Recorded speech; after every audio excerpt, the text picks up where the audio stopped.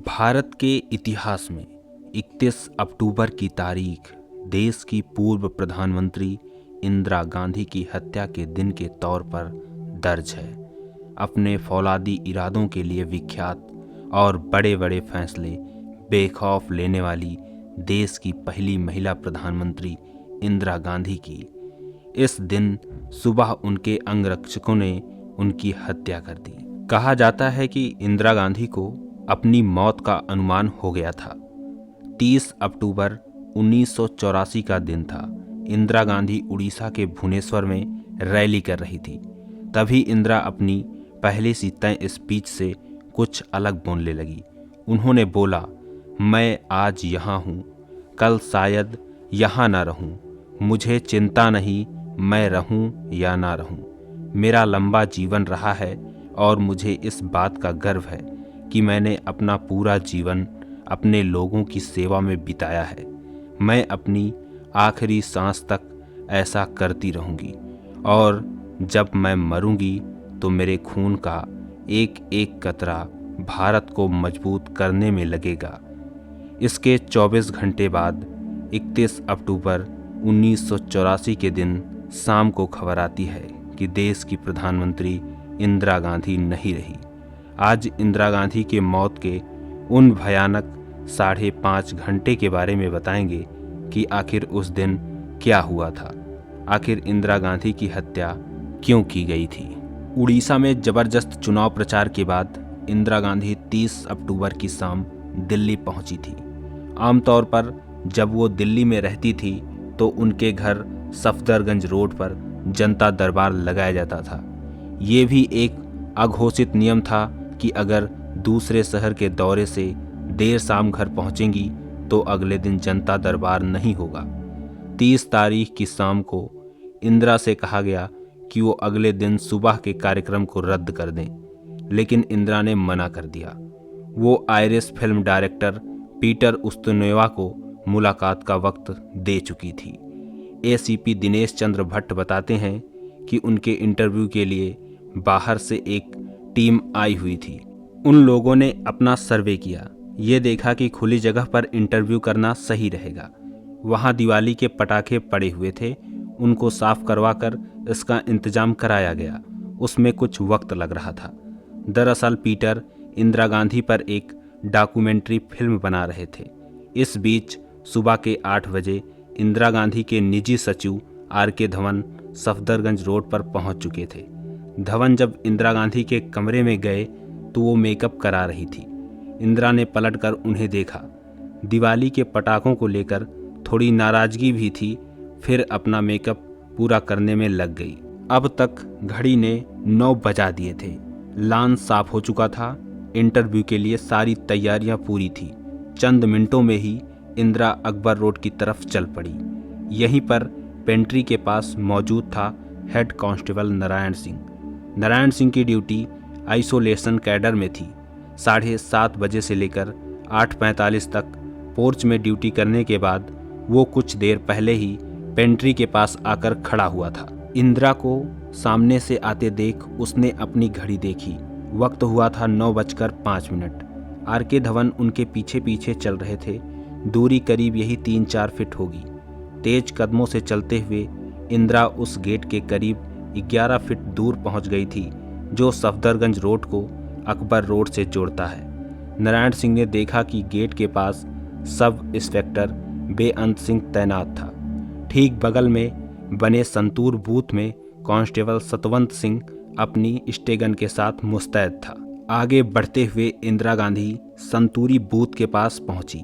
बेअंत और सातवंत को हाथ जोड़ते हुए इंदिरा ने कहा, नमस्ते। बेअंत सिंह ने अचानक अपनी दाईं तरफ से 38 बोर की सरकारी रिवॉल्वर निकाली और इंदिरा गांधी पर एक गोली दाग दी। आसपास के लोग भौचक्के रह गए। सेकंड के अंत में बेअंत सिंह ने 2 और गोलियां इंदिरा के पेट में उतार दी। 3 गोलियों ने इंदिरा गांधी को जमीन पर झुका दिया। उनके मुंह से एक ही बात निकली, ये क्या कर रहे हो। बेअंत ने क्या जवाब दिया ये शायद किसी को नहीं पता। तभी संतरी बूथ पर खड़े सतवंत की स्टेगन भी इंदिरा गांधी की तरफ मुड़ गई।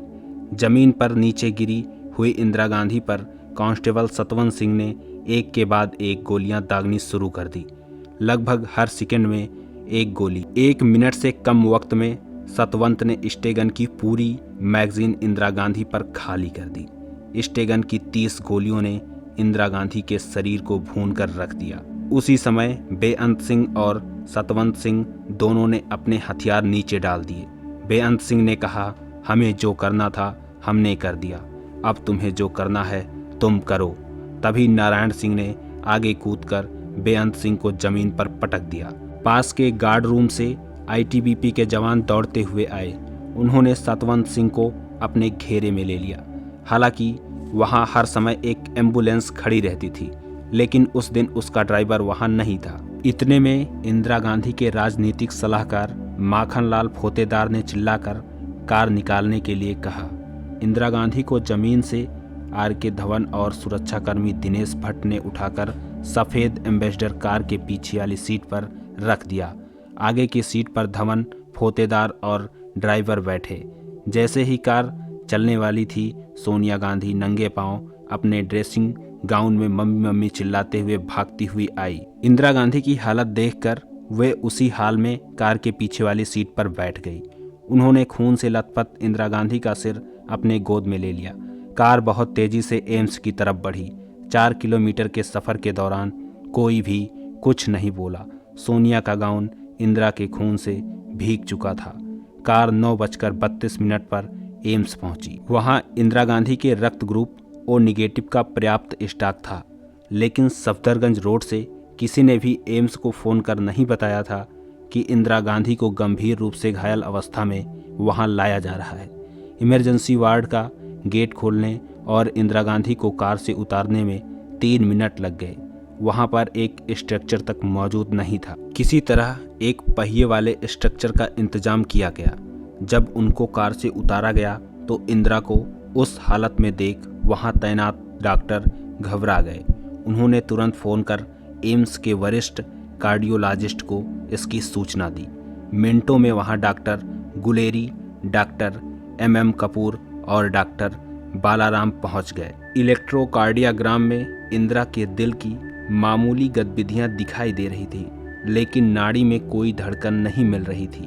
उनकी आंखों की पुतलियां फैलती जा रही थी, जो संकेत था कि उनके दिमाग को क्षति पहुंची है। एक डॉक्टर ने उनके मुंह के जरिए उनकी सांस की नली में एक ट्यूब घुसाई ताकि फेफड़ों तक ऑक्सीजन पहुंच सके और दिमाग को जिंदा रखा जा सके। इंदिरा को 80 बोतल खून चढ़ाया गया, जो उनके शरीर के सामान्य खून की मात्रा में 5 गुना ज़्यादा था। डॉक्टर गुलेरी बताते हैं, मुझे तो देखते ही लग गया था कि वो इस दुनिया से जा चुकी हैं। डॉक्टरों ने देखा कि गोलियों ने उनके लीवर के दाहिने हिस्से को छलनी कर दिया था। उनकी बड़ी आंत में कम से कम 12 छेद हो गए थे और छोटी आंत को भी काफ़ी क्षति पहुंची थी। उनके एक फेफड़े में भी गोली लगी थी और रीढ़ की हड्डी भी गोलियों के असर से टूट गई थी। सिर्फ उनका हृदय ही सही सलामत था। पोस्टमार्टम करने वाले डॉक्टर TD डोगराय कहते हैं कि उस वक्त दोपहर के 2:10 हुए थे। मुझे बुलाकर बताया गया इंदिरा गांधी की मौत हो चुकी है। वहाँ इतनी ज़्यादा भीड़ थी, मुझे लगा लोग ऑपरेशन थिएटर का शीशा तोड़कर भीतर घुस जाएंगे। उनके शरीर पर गोलियों के 30 थे और कुल 31 गोलियां इंदिरा के शरीर से निकाली गई। इस वक्त तक एम्स के बाहर भी हजारों लोगों की भीड़ उमड़ आई थी। पुलिस वालों के लिए उन्हें संभालना मुश्किल हो रहा था। हर तरफ इंदिरा गांधी के नारे गूंज रहे थे। हालत ये हो गई थी, इंदिरा के समर्थकों को संभालने के लिए पुलिस को लाठीचार्ज करना पड़ा। लोग इंदिरा की मौत की खबर से बुरी तरह सन्न थे। उतना ही ज़्यादा फूट रहा था उनका गुस्सा। हालत ये थी कि वियना के दौरे से लौटकर सीधे एम्स पहुंचे राष्ट्रपति ज्ञानी जैल सिंह भी उनके कार पर पथराव किया गया। ये बहुत बड़े तूफान की आहट थी।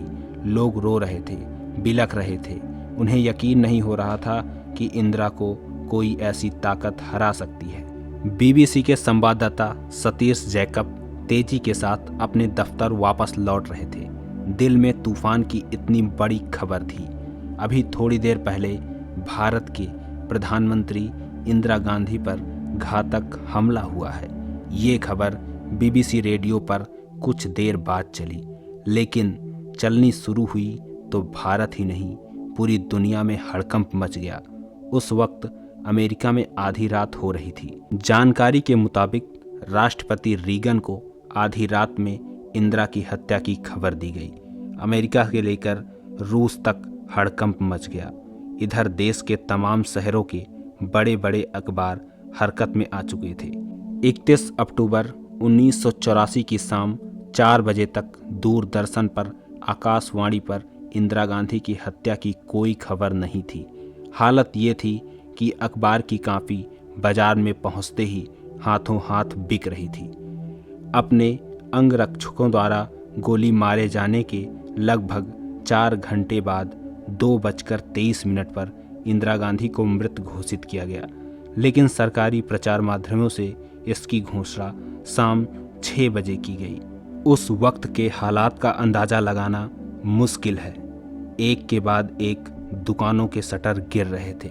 इंदिरा की मौत की घोषणा के बाद पूरे के पूरे बाजारों में सन्नाटे पसर गए। सड़कों पर चल रही गाड़ियां न जाने कहां गायब हो गई। ऐसा लग रहा था जैसे कर्फ्यू लग गया हो। किसी ने क्या खूब कहा है, जब धोखा किसी गैर से मिले तो बदला भी लिया जाए, जब अपने ही गैर बन जाएं तो क्या किया जाए। इंदिरा गांधी की हत्या क्यों की गई, पूरी जानकारी जानने के लिए पार्ट 2 पर क्लिक करें। जय हिंद, जय भारत।